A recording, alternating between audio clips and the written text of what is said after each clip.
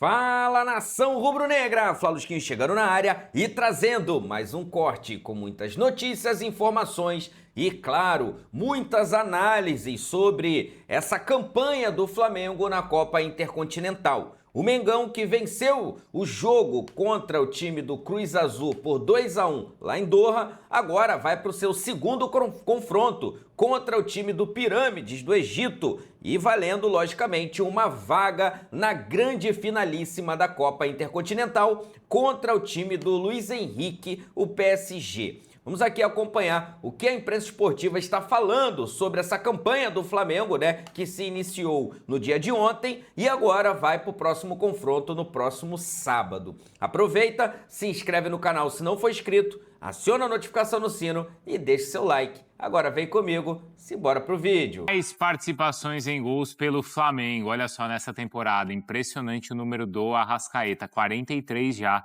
reforçando então aqueles números que a gente mostrou, né, 25 contra 18. Só que é mais impressionante que ele tem então mais que o dobro, por exemplo, do Luiz Araújo e do Pedro, é verdade que o Pedro passou aí um tempo contundido também, né, um tempo na reserva, né, mas ó, mais também que o Bruno Henrique e que o Gonzalo Plata. Eu lembro que no início da temporada, o Jailson falou aqui, ó, parece que vai ser a melhor temporada do Arrascaeta com a camisa do Flamengo. Lembra, Jailson? Sim, mas sabe o que eu tava lembrando também? O quê? O que a gente fez? Você lembra? Não sei, a gente fez tanta coisa. O que a gente fez? Ah, daquele touch? É verdade. Tu lembra? Lembro. Ah, eu tenho que ficar assim, ó. Uma hora dessa. Não, deixa pra lá essa história. Eu lembro e o Jailson Eu não ficou tava. entre nós. Misericórdia. Eu acho que você tava assim. A gente fez o top 10 dos camisas Camisa 10, né? 10. E o Arrasca não ficou em primeiro. Não, eu acho que foi em segundo. Foi em Segundo? Não lembro. Deixa pra lá. Eu lembro que quem ganhou foi o Alan Patrick. Isso eu lembro. Não, E aí, ó. Joga muita Mas bola. é que tinha uma, deixa eu Joga falar, muita tinha uma menina que sentava aí e ela que foi Tu ela vai que culpar botou. a menina, não faz isso, cara. Aí não, é essa cara, Então coitada. ela que lute pra acertar as Coitada, contas. não, Ela aí que se não. defenda. Não, mas é porque era aquele início... Mas a sabe questão quando era foi? física. Não, sabe quando foi? Foi logo depois do jogo do Inter com o Atlético Nacional. Sim, sim. Que o Alan Patrick deitou, fez os 3. Foi isso daí. E o Memphis também estava ainda jogando bem. Acho Eu que o lembro. Memphis foi logo depois ali de Paulista, provavelmente e tal. Mas enfim, pegando o que Mas você eu tô lembrando que você falou assim, ó, a questão Arrascaeta. física.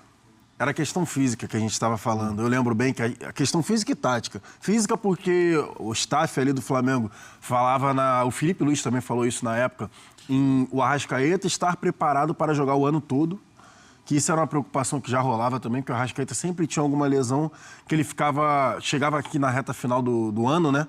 Ali a partir de setembro ele já não conseguia estar nas mesmas condições que ele estava no início da temporada. E além disso, a questão tática é ele estar ali de segundo atacante, né? Ele não precisar recuar tanto para armar o time do Flamengo. Ele estar mais próximo justamente do centroavante, que era o Pedro, no caso o Bruno Henrique também em algumas ocasiões, para ele aproveitar justamente o espaço que esse centroavante gera ao arrastar a marcação. E aí, então, por exemplo, você tem Jorginho e Pulgar ali no meio-campo, então você não precisa baixar para fazer a organização ofensiva. Você tem o Léo Ortiz na zaga com o Léo Pereira. Você não precisa ir no meio-campo para fazer saída de bola, por exemplo, ou chegar a descer na zaga para fazer a organização ofensiva. Não, você está ali do lado do seu centroavante onde você tem que estar. E aí, por isso que justamente vários gols aconteceram dessa forma. Pedro, Bruno Henrique, puxando a marcação e ficava um vazio justamente ali na frente da área, e ali o Arrascaeta é letal. Tanto que é a temporada mais artilheira da carreira dele. É impressionante. Não, muito impressionante. E assim, nas últimas temporadas tinha sempre aquela questão da questão física, né, do Arrascaeta.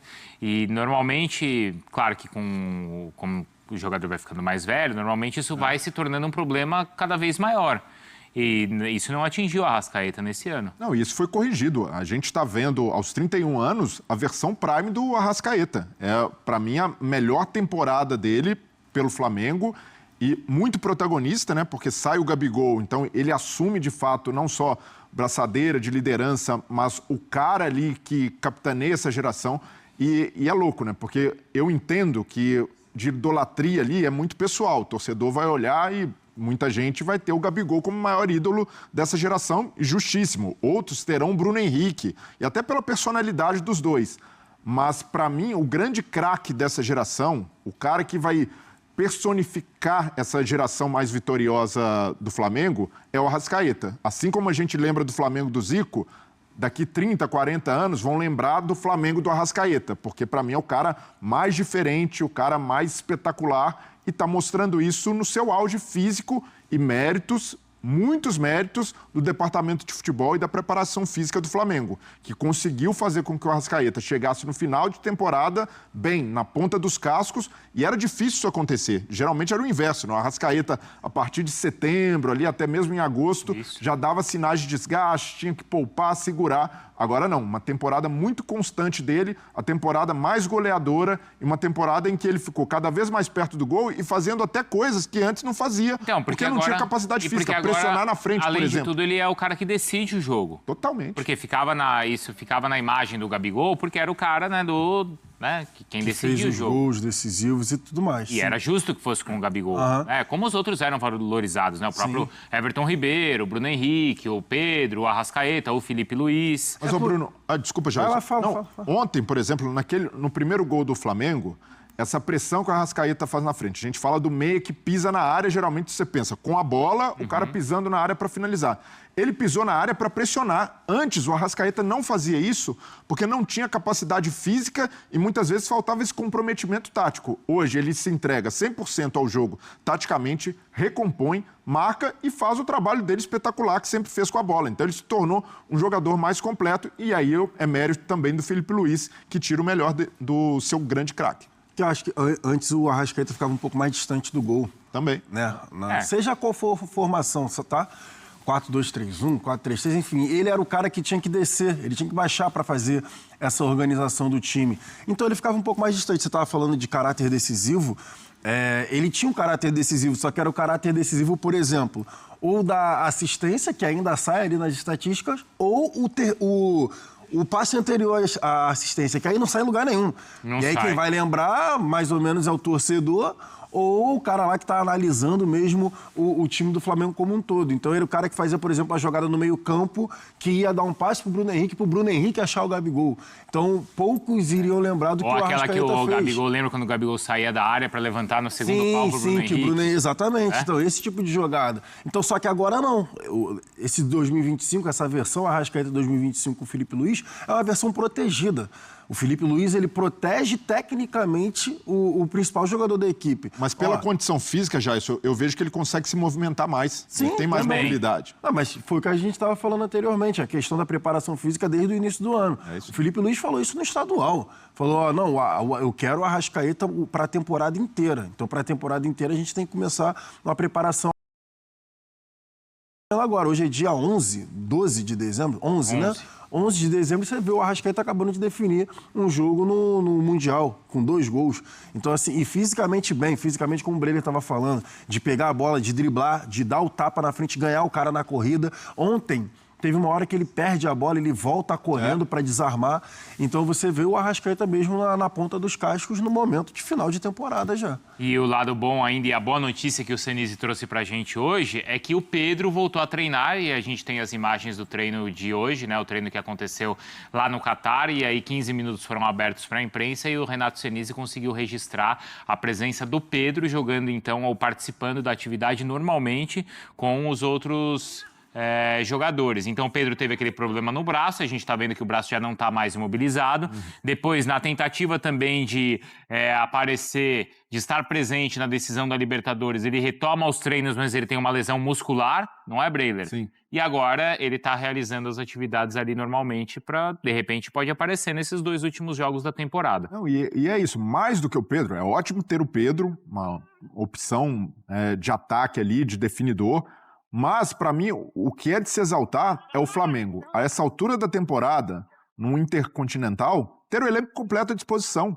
Isso daí mostra que houve planejamento, houve um trabalho incansável, né, de conexão entre os departamentos de futebol, porque o grande problema do Flamengo antes no departamento de futebol, e até gente que trabalhava no Flamengo continua lá, reconhece, não havia tanta comunicação. E hoje esses departamentos conversando mais fazem com que os jogadores estejam melhores fisicamente. E olha só, pensando que o Flamengo, eu acredito que o Flamengo é favorito contra o Pirâmides, é um adversário que merece todo o respeito, é campeão africano, mas tecnicamente inferior ao Cruz Azul. Então, o Flamengo confirmando esse favoritismo, passando, e até melhor evitar também prorrogação, pênaltis para não ter mais desgaste, pode ser que o Flamengo chegue numa condição física melhor do que a do PSG, afinal, mesmo com mais jogos nas costas, mas porque a gente está observando esse momento da temporada do PSG, é crítico. O Marquinhos ontem sai machucado do jogo. Dembélé continua com problemas físicos. O Hakimi já está fora. Então, o PSG, o Luiz Henrique tem batido nessa tecla, está com dificuldade até de fazer rotação, porque a situação está mais apertada no campeonato francês. O PSG não é o líder. O PSG vai jogar no sábado contra o Metz pelo campeonato francês. Então, assim como o Flamengo, vai ter desgaste, vai ter viagem, não chega com essa mobilização na competição como o Flamengo tem agora. E que já está lá, né? Já está vivenciando a competição. Então, isso foi uma questão no Mundial de Clubes, né? Quem chega melhor, os europeus em fim de temporada ou os brasileiros? Agora, mesmo em fim de temporada no futebol brasileiro, eu vejo que o Flamengo pode chegar melhor fisicamente, mais inteiro do que o PSG, e contra um time muito técnico, que gosta de ficar com a bola, estar melhor fisicamente, pode fazer toda a diferença a favor do Flamengo. O Felipe Luiz tem destacado isso, né? Que fisicamente não vai ser na questão física que o Flamengo vai perder esses jogos no Mundial. Pode ser eventual, né? Pode ser, se acontecer, porque outro time foi melhor. Ele falou isso ontem. Se a gente perder é porque outro time foi melhor. Não vou relacionar isso à questão física. Como o Cruz Azul foi melhor ontem no primeiro tempo, por exemplo. Aí, pra mim, não tinha nada de questão física. O Cruz Azul foi melhor, mas aí foi... Até porque o Flamengo estava mais descansado que o Cruz Azul. Exato, o Cruz Azul tinha jogado no sábado e o Flamengo não.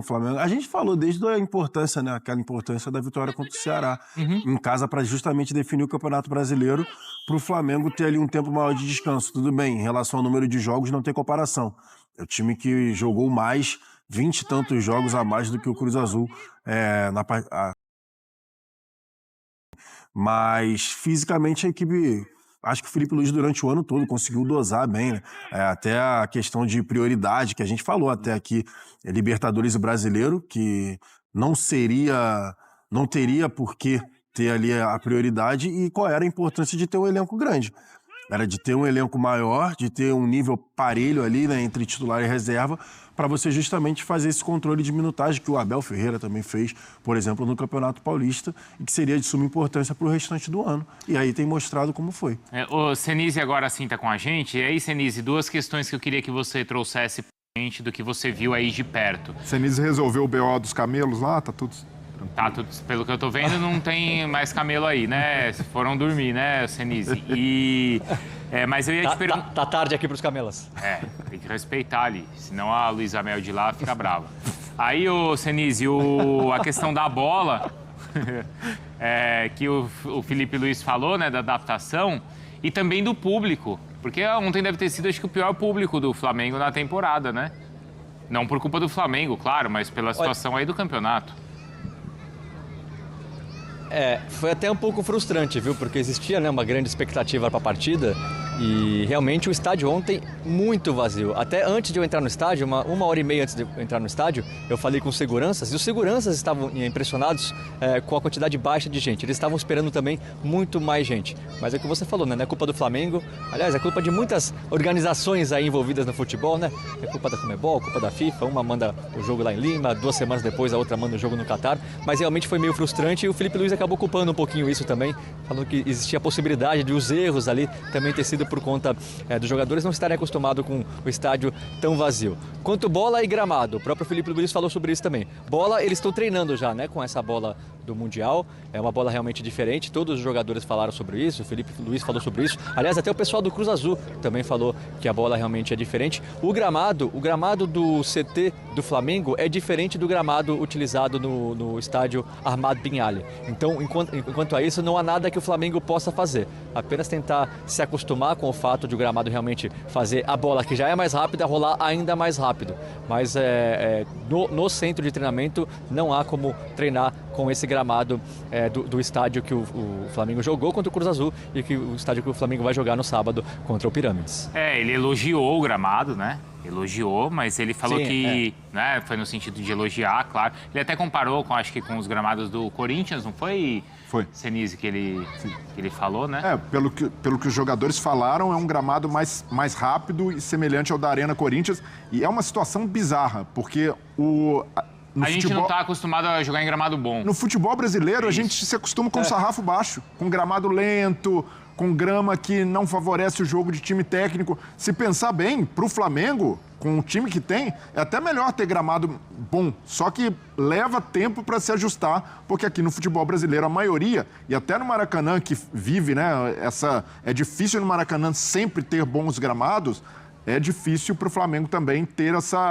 o timing certo da bola, de um passe, de um chute, e até por ser uma bola diferente também, mas diz muito sobre a situação que a gente vive no futebol brasileiro com os gramados. Quando tem um gramado bom, os caras estranham. Você vai completar, Senise? Eu ia falar só que o próprio Felipe Luiz, desde que chegou, já vem comentando sobre gramados, né? Primeiro ele foi perguntado, é claro, porque o Flamengo entrou como representação na CBF para padronizar os gramados brasileiros, inclusive acabar com o gramado sintético. E o Felipe Luiz ali foi perguntado e ele já deu uma resposta muito dura, né? Muito forte, falando só no Brasil. É possível que a gente não consiga fazer o básico, que é dar o gramado, até falou do hino também nacional brasileiro sendo tocado antes de todas as partidas, só que ontem ele não foi nem perguntado sobre o gramado. Ele logo na primeira resposta da coletiva, para explicar principalmente no primeiro tempo que o Flamengo teve muita dificuldade contra o Cruz Azul, e aí ele falou do gramado. Como você disse, Bruno, ele elogiou bastante o gramado, mas é o que você disse também. No Brasil, parece que a gente não está acostumado a jogar com gramados bons, né? E isso, para o Flamengo, segundo o Felipe Luiz e segundo boa parte dos jogadores, acabou atrapalhando um pouquinho, principalmente na primeira etapa. E no sentido da bola também, né? Não foi que ele reclamou, mas ele falou que é diferente, acho que porque ela escorregava mais. Mas ele também falou, era a mesma bola que o Cruz Azul jogava. Então, sim. É assim para todo mundo, mas é algo que eles estão tentando se adaptar para sofrer menos, nessa partida contra o Pirâmides. Primeiro jogo também, né? Tem aquela ansiedade, aquele nervosismo natural, mas foi um primeiro tempo abaixo, pelo menos conseguiu ali corrigir a rota no intervalo para fazer, também com a mudança, né, a substituição que o Felipe Luiz fez. Mas o Cruz Azul, tudo que os meninos que eu falei na primeira hora, né? Tudo que os meninos falaram que a equipe do Larcamão ali faria, a equipe fez. Marcação, pressão alta, poderia errar sim na saída de bola, como errou no gol do Arrascaeta. Pendendo o jogo mais pro lado esquerdo. Pro lado esquerdo, exatamente. Atrair a pressão do Flamengo para criar um clarão e sair na bola longa. Cara, aconteceu tudo.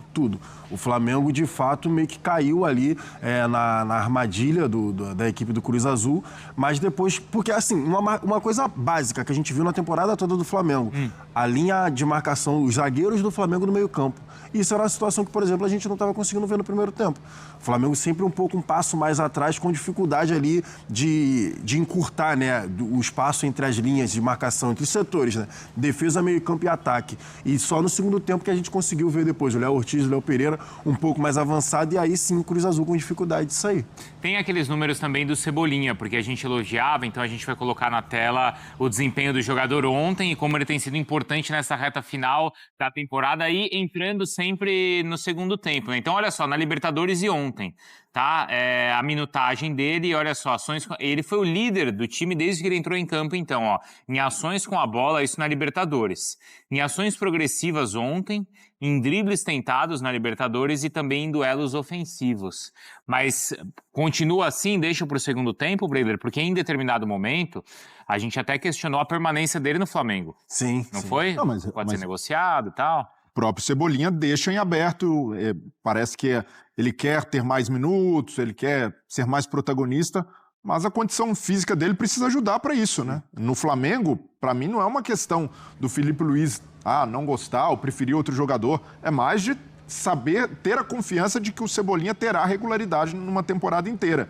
E do ponto de vista de jogo, para mim o Cebolinha acrescenta mais entrando no segundo tempo. Quando teve a oportunidade de titular, foram poucas, é verdade, mas o Cebolinha rendeu menos e até... Mas para o jogo contra o Pirâmides, pode ser que o Felipe Luiz tente uma situação nova.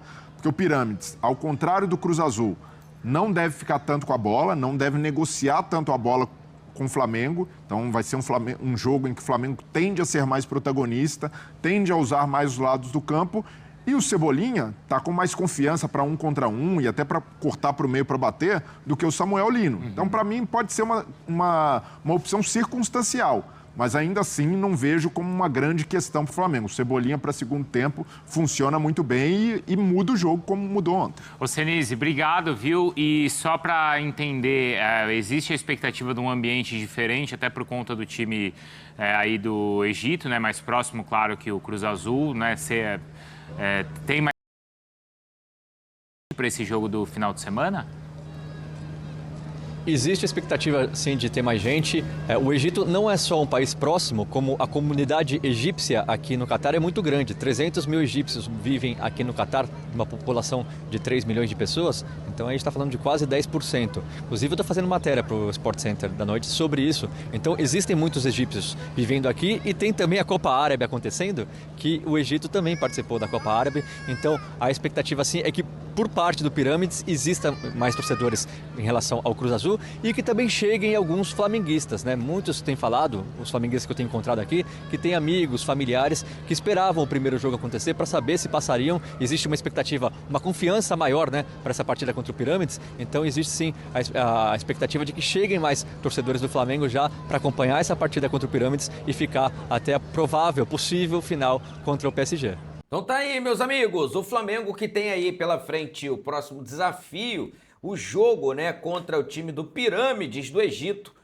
Parceiro, o Flamengo agora vai enfrentar os egípcios no sábado. E a boa notícia é o atacante Pedro, galera. Exatamente, o atacante Pedro foi a campo para treinar junto com os companheiros e provavelmente estará à disposição do técnico Felipe Luiz para este confronto, tá? Então, notícia boa, né? Tendo o Pedro aí como centroavante do Mengão, pronto já para jogo. E aí, lógico, né? Se o Flamengo colocar ele em campo, o cara pegar um ritmo, o Flamengo passar pelo time do Pirâmide, o Pedro será importantíssimo no confronto contra o PSG, caso, né, o Flamengo avance, né? Deixando bem claro sobre isso. Então, cara, olha, boa notícia, tá? Boa notícia aí, né, pro nosso Mengão. Vou deixar aqui os créditos pro canal da ESPN Brasil, link deles na descrição do vídeo como forma de crédito. Vou pedir a você que não é inscrito para se inscrever no canal, ativar o sino e deixar o like. Daqui a pouco eu volto e trago mais novidades para você do nosso Mengão. Afinal de contas, isso aqui é nossa paixão, isso aqui é nosso amor. Fui, nação!